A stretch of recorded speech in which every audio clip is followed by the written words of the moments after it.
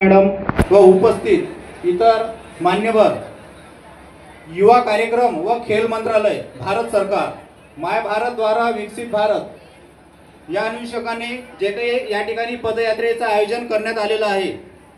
ज्याप्रमाणे भारताचे लोहपुरुष माननीय लोहपुरुष सरदार वल्लभभाई पटेल यांनी संपूर्ण देशाला एकजूट ठेवण्याचं काम केलं, त्याचप्रमाणे युवकांनी आणि सर्वांनी मिळून त्या देशाला एकजूट केलं पाहिजे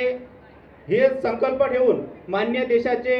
पंतप्रधान नरेंद्रजी मोदी यांच्या संकल्पनेतून हे जे काही पदयात्रा संपूर्ण जिल्ह्यामध्ये आणि संपूर्ण देशामध्ये चालू आहे, यामध्ये युवकांची भागीदारी झाली पाहिजे। एवढंच नाही तर आपल्या सर्वांना या ठिकाणी मी सांगू इच्छितो की संपूर्ण जिल्ह्यामध्ये मेरा युवा भारतच्या वतीने विविध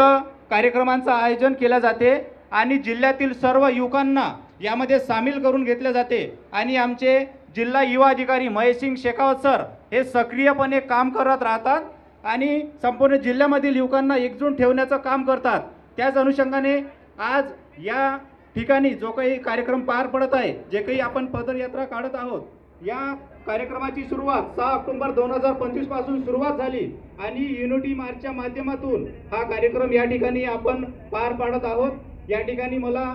आयोजकांनी जे काही संधी दिली प्रास्ताविक सादर करण्याची,